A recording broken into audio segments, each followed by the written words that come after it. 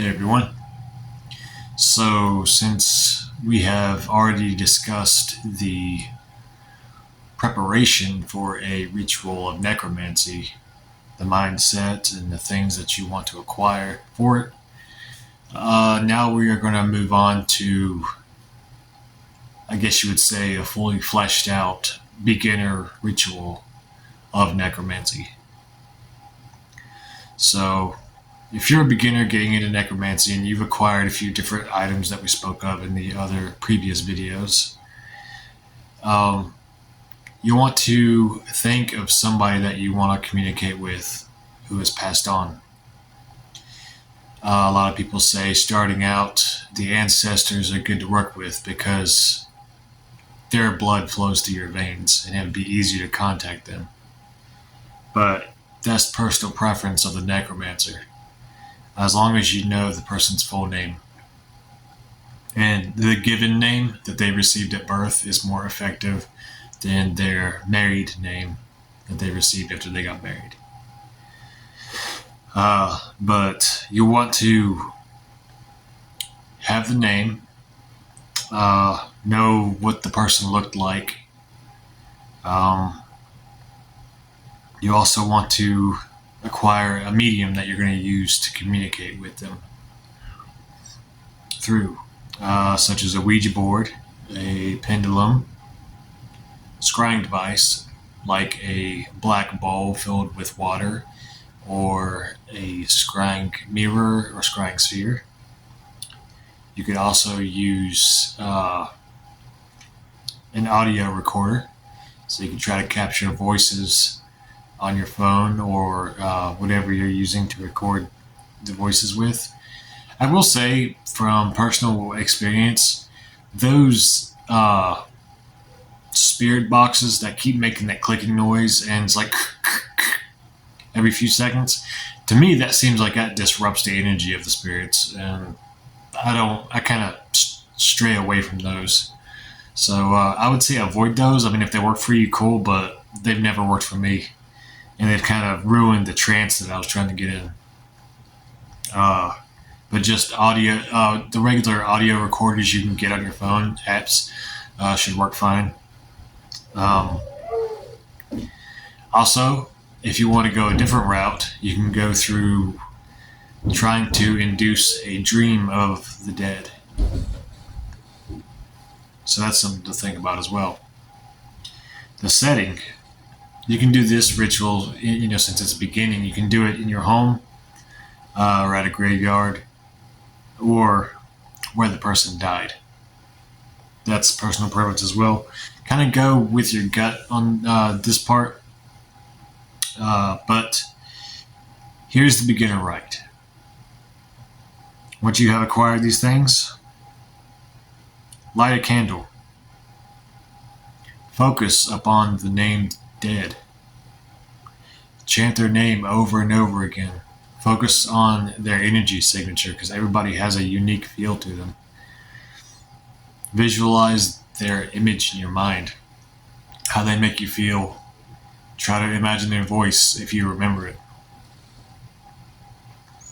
And then, once you've entered the trance state, and you may feel their presence around you, you can call them to you in the name of a necromancy deity, or a necromantic deity, such as I mentioned in the other videos, Hades, Persephone,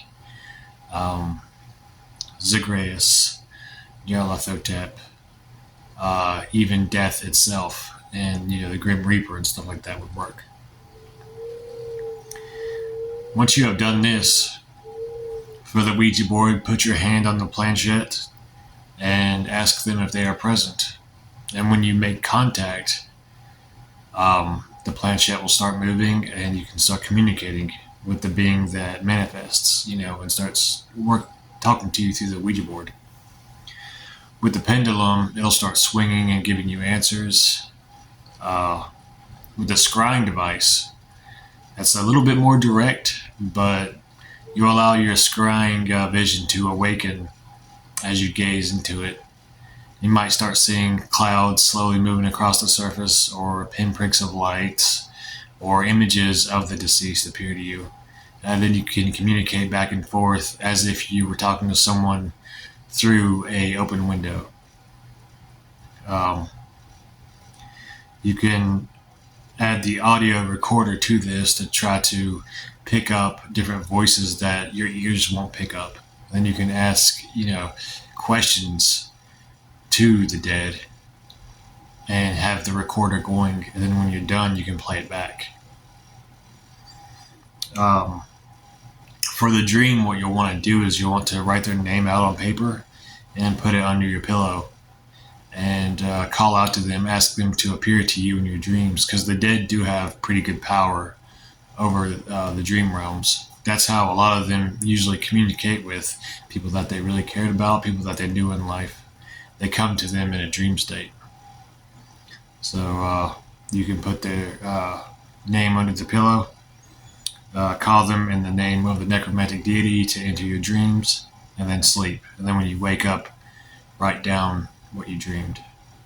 Obviously, don't leave a candle burning while you're asleep, because you might burn your house down.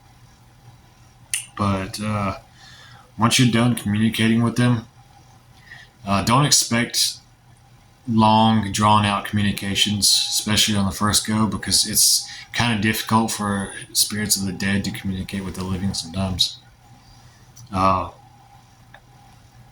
Give them a dismissal, say something to the effect of, "I thank you for your presence. Go in peace. May we be allies henceforth.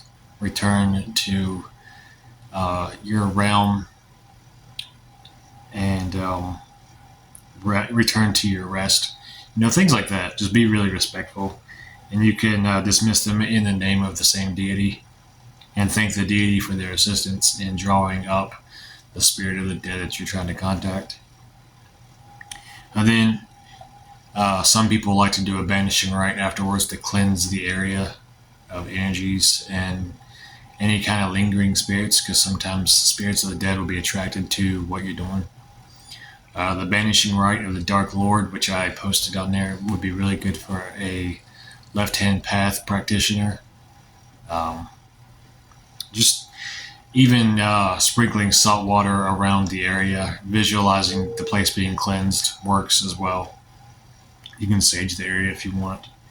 And once you're done with that, you'll want to ground, do something non-occult to bring yourself back to normal consciousness.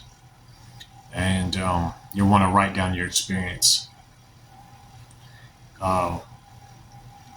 Then once you do that, you'll have your first necromantic rite completed.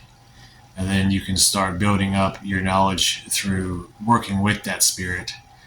And you can branch out to other methods later on. You can even set up an altar to that spirit, to that shade of the dead, and leave offerings to help empower their energy levels. Offerings such as vegetables, like steamed vegetables, small amount of meat. Some people, if they work with the darker entities, they would leave offerings of blood and whiskey and stuff like that. So that's something to think about. Or any kind of favorite food or drink that the person liked while they were alive would also work. But that's the basic beginner ritual of necromancy, to contact a spirit of the dead of your choosing. If you have any questions, feel free to ask them in the comments section. Like, subscribe, share. Infernal Hails.